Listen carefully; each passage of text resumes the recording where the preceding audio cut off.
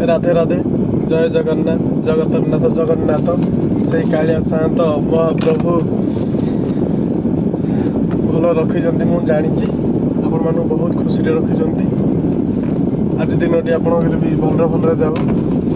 आज हूँ 5/1/2025 रविवार शुभ सकाल। आज हूँ प्रभु सूर्यनारायण देव वार। तो आपण मैंने जिते बेले स्नान करुँच गाधौं आपण मैंने देखिथे गुरुजन मैंने गाधेला बेले पानी जो आमर कि जल अर्पण करती तो सही टाइम रे आमे कौ मंत्र उच्चारण करवा दरकार से टाइम रे कहे मु कहूँ से मंत्रटा आपण मैंने जो स्नान कर टाइम रे खाली पानी टेकिले जो आपड़ जो किसी भी मंत्र कहते कि मुझे आज गोटे कहूँ से मंत्र उच्चारण करके पानी टेकिले सूर्य नारायण देव ग्रहण करेंगे। से मंत्रटा हूँ ओम सूर्य नारायण नमः ओम सूर्य नारायण नमः ओम सूर्य नारायण नमः। यही मंत्रटा 3 थर उच्चारण करी आप जल अर्पण करूँ। सूर्य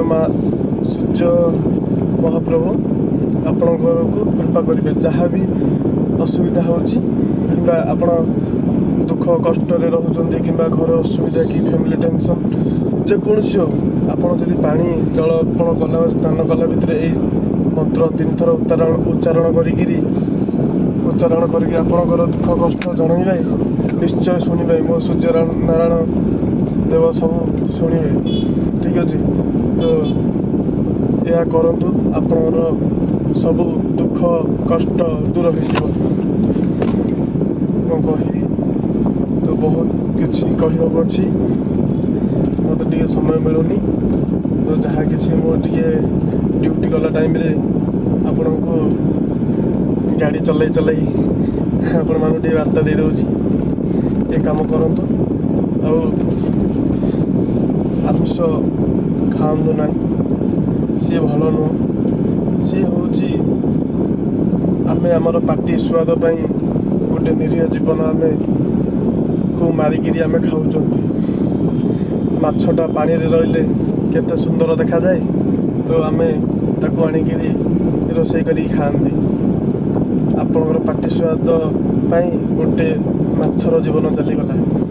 तो सेमती जो चिकेन खाऊच सेमती चिकेन आपणकर पार्टी स्वाद आप जेकोसी कि स्टार्टर हो कि फास्टफुड हो जो किसी खाऊँ से भी सेमती आप चिकेन पार्टी स्वाद गोटे निरीह कुकुड़ा की जो पशु से देखिले चलिले बहुत सुंदर देखा जाए किंतु ताको मारिकी खाई दिखती। सेमती जो मटन खाऊँच आमर देखिए गौड़ लोक प्राय ये जो छेड़ी गोरु गाई मेंढा सब रखुंट से माने राति दिन एक करी जगुंट खरा नाई वर्षा नाई शीत नाई सकाळु जीवे संध्या फेर गाई गोरु नहीं जीवे फेर संध्या जी फेर सकाळु जाइए संध्या फेर आसवे खरा नाई वर्षा नाई शीत नाई झड़ी नाई ताकर गवर्नमेंट छुट्टी अच्छी कि छुट्टी नाई। तो से पाली पोषी बड़ कर आपण मैंने मारिकी खाऊँ ये सब करतुनि आज्ञा। ये हूँ आम हूँ जगन्नाथ लोक आम सब जगन्नाथ लोक जगन्नाथ कृष्ण खाली ये मु अनुरोध करुँच आमिष पत्र टे खातु ना आम तो खाइबा सब किसी अच्छी जोटा कि आमर परिबा खातु किसी असुविधा नहीं जो किसी खाइले परिया खाइले भल ना खाली भगवान कहते आमिष ही खाइबा आमिष खातु ना। तो मुझे बेसी किसी कहूनी ये कहूँ समस्ते भले रुहतु। मु तो भगवान को निकट में महाप्रभु निकट में जय जगन्नाथ को निकट प्रार्थना करुँच मोर ओडिशावासी एवं मोर सब सारा विश्वर लोक मानू भलरे रखतु चला पथरे कंटा न आसिकी फूल बिछा जाऊ। तो सब खुशी हस खुशी रहतु। मुझे कहि राधे राधे जय जगन्नाथ।